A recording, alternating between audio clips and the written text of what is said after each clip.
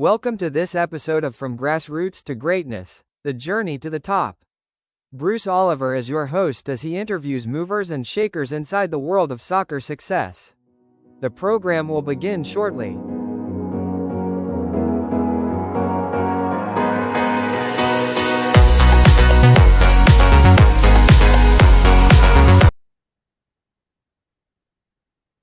This morning we have Michael Smith. Michael, welcome to From Grassroots to Greatness. It was a fantastic meeting at the Owners Summit in Ireland a few weeks ago. We had a wonderful time, and I'm sure you did too. Yeah, thank you for having me. Yeah, absolutely pleasure to meet you there in Northern Ireland, and it really was a blast. I think everybody had an amazing time. I'm very glad to hear that you did as well. Yes, absolutely. As a fellow co-owner of Carrick Rangers Football Club, I'm excited to dive into your journey from Nike executive to football club investor. My God. And I don't want to hear your insights of both business of football and the future of athletic gear and equipment. You've got an insight that's probably important for people to know and understand. Well, Michael, you've had an incredible career at Nike, and now you're a majority investor in Carrick Rangers Football Club. Can you walk us through what drew you to invest in a football club in Northern Ireland and how your background at Nike prepared you for this role? Yeah, owning a football club and really owning is not a great word. I believe that football clubs are really very much of the community, and the person that holds control of the shares, majority of the shares, or any portion of the shares is we're stewards of it on behalf of the club. You look at just Carrick Rangers, founded in 1939. The generations that have already been involved, and the generations I expect to see for well beyond the time that I've left this earth. It's when you stop and you think about that, you realize you really are just a steward in the journey. But anyway, I've always wanted to be involved with a football club for as long as I can remember. I started playing the game at the age of 9. I fell in love with it, played it as long as I could. I was fortunate to play through university. After that, I played, in various adult leagues and everything, but never made it really to a professional level, despite trying as hard as I could. But even shortly after college, I had an opportunity to purchase a regional semi-professional team in the Portland area, a team called the Portland Firebirds, and I realized pretty quickly how expensive it is to actually run a club. I could afford to purchase it, but I couldn't afford to run it because there was no path to profitability. And over the years, I looked at a lot of different opportunities. I would say I was, dabbling. I would inquire, and I was really focused for a long time on the English National League, the fifth tier. This was a decade or more before Ryan Reynolds and Wrexham and all of that, and clubs were inexpensive back then. The issue was you inherited millions and millions and millions of pounds of debt, and I never could, even on a basic inquiry, could never see a path to profitability. And so, that's why in many cases,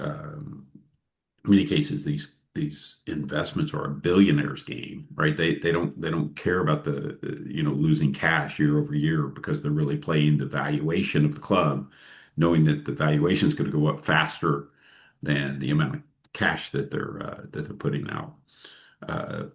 But obviously I wasn't in that position, and so I kind of dabbled on and off some USL teams, a number of different things over the years, and it was really in 2023.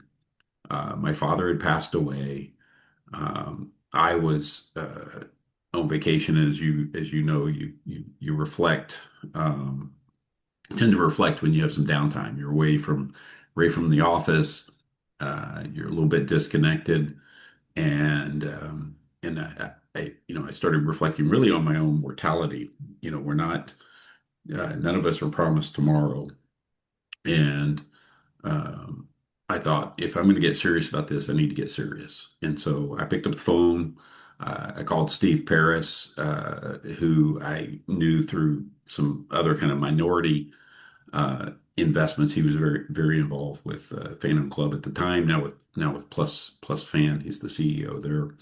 And I inquired about maybe going in together to invest. And he said, "Well, our model's changing. We're not really acquiring clubs at this point, but I'd be more than willing to help you." And he did just that. He introduced me to a person at the time, was an intern, Anthony DePalo. He's a genius. He did a tremendous amount of research all over the globe, looking at different clubs. And uh, the first one he presented to me was the first league he presented to me was the Northern Ireland Football League, and the first club was Carrick Rangers. But we went through, all the clubs. We went through all the different leagues around the world, and said, okay, we're gonna schedule. Well, first of all, we're going to keep looking. We kept looking, but my mind kept coming back to Carrick Rangers. My heart kept pulling me back to that for some reason. But then we scheduled Zoom interviews, and sure enough, after I spoke with Peter Clark, the chairman, um, and heard really about his, where he had already taken the club under his leadership in the prior 5 years, where the club was headed with his vision. And I was thinking about, okay, here are the things that I can bring to this and to add to this, and we can really kind of supercharge this. Um, but so I was even more kind of hooked into Carrick Rangers at that point. But we said we're going to keep looking, keep doing Zoom calls. Eventually, we narrowed it down to visits, and once again, when I got to Carrick and started to meet people across the club, board members, some of the coaching staff, it was I pretty much was convinced at that point that that's where I was going. I continued to kind of look around and dabble in things, just because you never know these things until the ink is dry. Mhm. You never know if they're going to fall apart, and I think we've seen that actually in the Northern Ireland Football League in the um, last couple of years since I invested. You've seen investors come into at least two different clubs that I know of, go pretty far down the path, but then actually not seal the deal. And so, I wanted to keep looking just in case something fell apart, but it worked out beautifully. And I honestly, I couldn't be happier. It's been this is now toward the end of my third men's season and the start of the third women's season, and I could not be happier. Well, it certainly is a beautiful community. We've had a chance to see the people, talk to the people, very, very friendly. Everybody asked me, "Well, what did you like about Northern Ireland?" I said, I felt like I was really received and accepted, and they're delightful people. Oh, it's And the amazing. club is great. The club is great. Stephen is got a good philosophy. Peter also with his philosophy about the community integrity, all that fits in line with myself. And I'm glad you found him. You did a Yeah. lot of work, and there's a lot of people, a lot of us that are co-investors, very, very minor compared to you, but we're happy that you followed through and did this. It's been a pleasure. Well, I'm thrilled. I'm thrilled to have you on board, and really all these investors. It's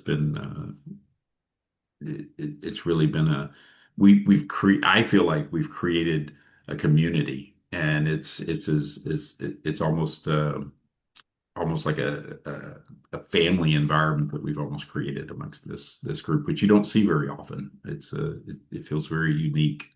And to your point about the people of Northern Ireland, I some of the most welcoming, warm. I cannot say enough great things about the country and about the people. So, Absolutely. People have asked me, am I going to go back? I said, am I going to go back? I'm going to go back. Can we go with you? And I said, well, I'll bring a group and we'll do a little bit of a tour because my background is travel and the tourism industry. So we'll hook that in also and catch a match, possibly around the time we've got our next summit, either before or after. And we'll try to catch a match and make sure that everybody gets to enjoy the club the way I did. yeah. So Well, yeah. I don't want to break news prematurely here, but we are working on this August, really kind of doing not really a full summit, right? Not like a general business meeting, but really kind of a football moment where we can see a women's, we can bring people over and we can see a women's game on Friday night and a men's game on Saturday afternoon. And if people really want to stay, they can do, a Monday night U20s and then another men's game on Tuesday night. And but really bring together everybody from around the globe again, and really be focused on the football in kind of mid-August. So more details to come on that. Obviously, we're waiting for the men's schedule to come out, but we believe that's going to be possible as we bring the women's season to a closure and we launch the men's next season. So Excellent, excellent. Well, you just came back from a dinner. There was a dinner with Carrick Rangers and yeah, the legends of Carrick Rangers. yeah, How did that go? it was amazing. I don't have probably all the right adjectives to describe how incredible it was and how humbling it was for me just to be there. We honored um, the 1976 Irish Cup winners. And so in 1976, Carrick Rangers were a second division club and somehow uh, managed to make their way to the final versus Linfield and actually beat Linfield 2-1 in 1976 to win the Irish Cup. Probably remains one of the greatest, most historic upsets, probably in European football. And then that same second division team then went to the European Cup winners tournament and ended up playing Southampton home and away in the second round of the European Cup winners Cup and fell to Southampton, who was there by virtue of winning the FA Cup. So it was an amazing time. Amazing players. Obviously, the game was very different then. You can find highlights from the game on YouTube, and just but to honor those players again, to have them there, have them tell their stories. Um, as it was just like I said, it was humbling, and it goes back to what I said earlier about stewardship. You realize pretty quickly that you're just a moment in time, and your job is to help as an owner is to help the club continue to grow, continue to make an impact in the community, and be prepared to hand it off to the next generation. Absolutely. That's the way I feel. As somebody who's been deeply involved in athletic gear and the equipment industry at Nike, Yeah. what do you see as the next major innovations in football equipment and apparel? And are there any developments that you're particularly excited about that could change the game? Yeah. Well, I mean, I've been removed a little bit from my Nike days, so I'm not as close to all the development as I would like. But I mean, everything that's happening I think as it relates to apparel, um, the ability to embed sensors so discreetly in and in apparel now, whether it's footwear, sensors in the ball that you see today in many leagues are adopting sensors in the ball. Um, the fact that you can embed them without impacting performance of Mhm. the athlete, but you collect all of that data. And then, obviously with what we can do with AI today, I think that that's going to be, we're used to, I think we're going to look back and we're going to see like these bands that are tracking pulse and body temp and heart rate and all that stuff. We're going to look back at that and it's going to seem so archaic because we're going to have so much data. And it's going to come from things that are embedded in the materials. And then, of course, I think the materials themselves, um, it seems like even the 22 years I was at Nike, every time there was um, an innovation in the material itself to make it lighter, to make it more breathable, all of those things. I think everybody thought, okay, that's the peak. We're not going to go any further, and then we would, right? And I think we're just going to continue to see that evolution as well. And just talking about this, I was just thinking about when I played in university, and we had Nike gear, and it was a thick, heavy cotton Mhm. jersey, right? And not that different than we saw in those Irish Cup games. And to think about where we've come in terms of apparel today, it's pretty amazing. Yes, that reminds me of the discussion I had with Rear Admiral Grace Hopper, who was the first woman that Yeah, became Rear Admiral. And she said to me, there's in the futures, and this is back in the 80s, yeah, she said, in the future, there's going to be so much information. We've got to find a way to process it all. And yeah, analytics is going to be, there's all kinds of stuff that they're measuring right now in soccer players, time on the field and how many goals and how much they do up and down the field and all the rest of it. yeah, And you're right. I believe that AI, because I was involved in that industry back in the 80s, I yeah. think that's going to make a big difference. And the game is going to change. The way we evaluate people is going to change. Everything's going to change. Yeah. Already we can see with our team, huge shout out to our medical team and our physios. I mean, just the gentlemen that have joined us this year, the analytics and the data and the tools that they've brought to bear to be able to keep players healthy, to keep them on the field, to be able to manage their time, to be able to get them back as quickly as possible, but do so in a way that is the safest and best at protecting from an injury reoccurrence. We can already see the difference. And so to your point, I think as we get more of this data and we leverage an increasingly powerful AI ecosystem, it's really going to be it's going to be a dramatically different impact on the game, I think. No doubt about it.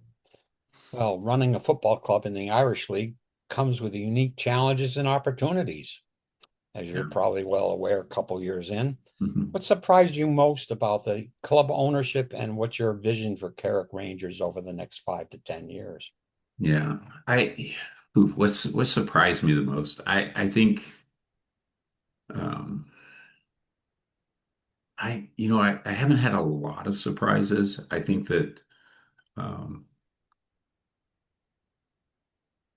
I think the fact that it's such a small community maybe has surprised me a little bit. The football community is Mhm. actually not as big as you thought it might be, or as I thought it might be. Everybody seems to know everyone, and that can be a positive or a negative depending on the situation. But I think that has surprised me a little bit. What I think people expect me to say is, but this wasn't a surprise for me because I knew it going in, and in fact I see it the opportunity. But I think what people expect me to say is, football is a business. It is a full blown business. It's not just the 11 players on the pitch showing up and playing the game. you're yes, you're in the entertainment business in a sense. You're in the media business. You're in the food and beverage business. Hmm. You're in the apparel business. In our case, for leisure wear, we launched our own apparel brand for leisure slash fan wear. So you're in the apparel business. As we move to a full-time academy, you're in the educational business, and you're in government relations. You're in all of these different relationships with governing bodies as well, it's like the Irish Football Association, the Northern Ireland Football League, UEFA, FIFA. Like it is a full-blown, multifaceted. I didn't even mention retail, so all physical and digital retail.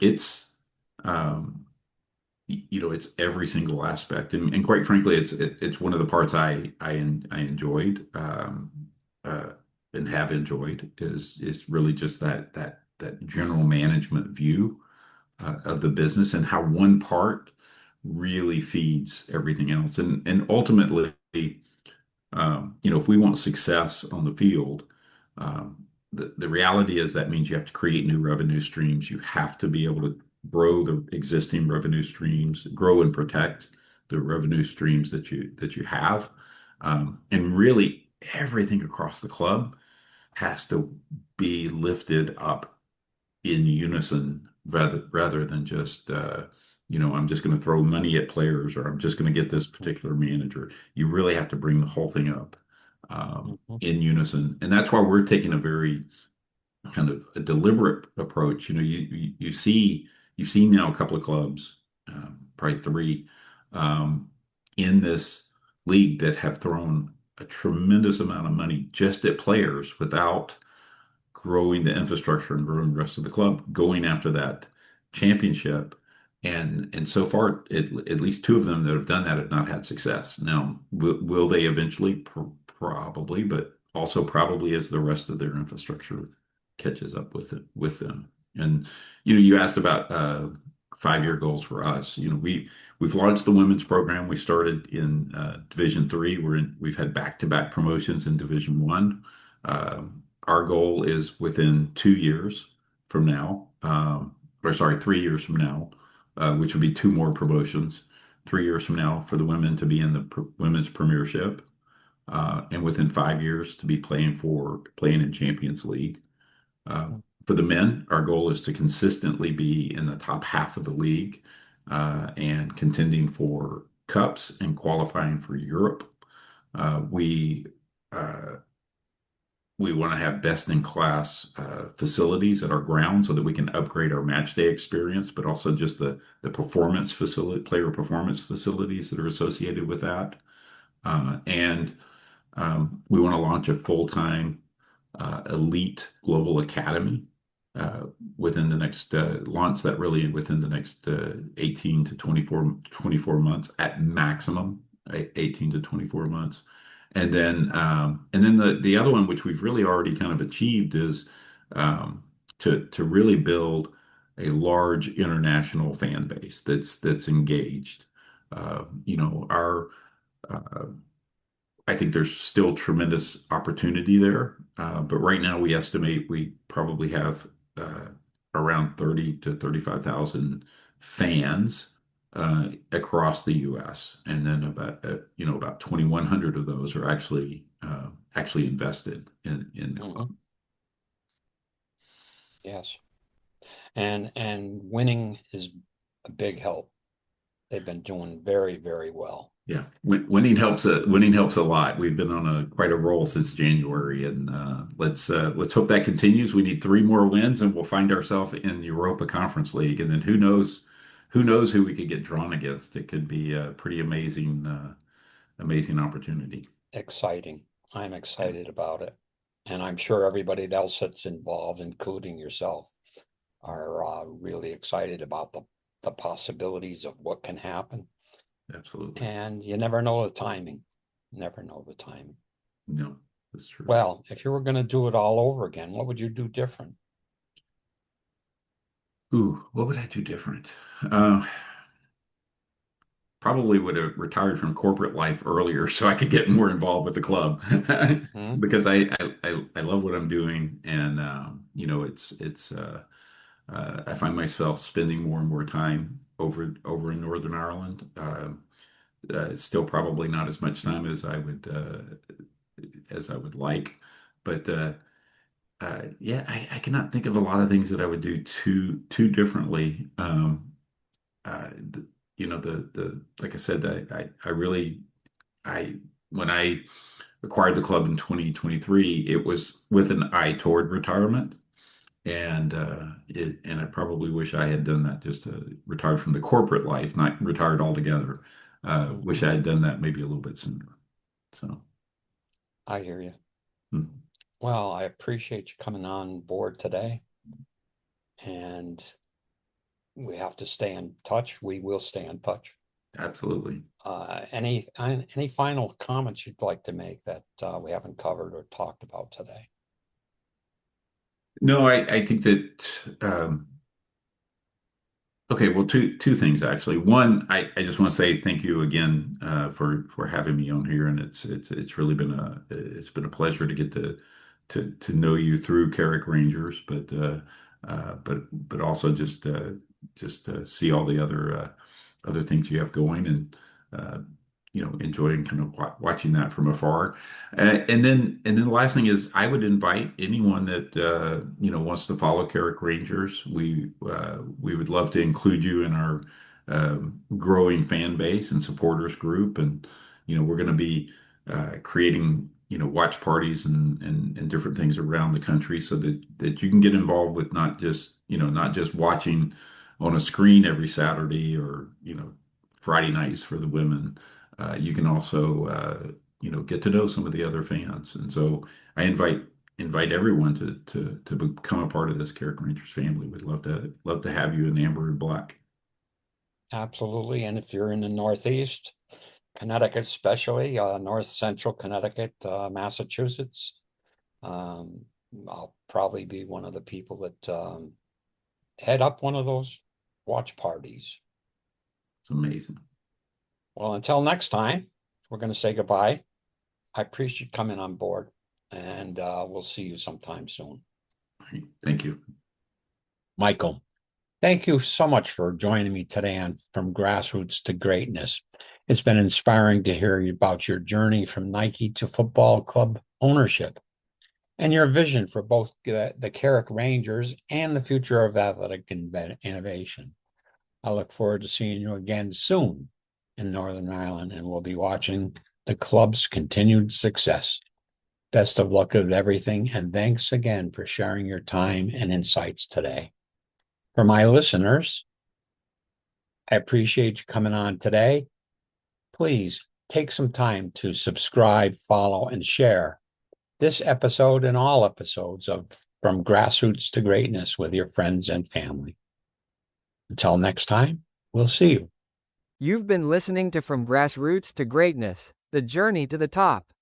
Please like, follow, and share. Until next time, cheers from Bruce Oliver, soccer agent and co-owner of Carrick Rangers Football Club in Northern Ireland.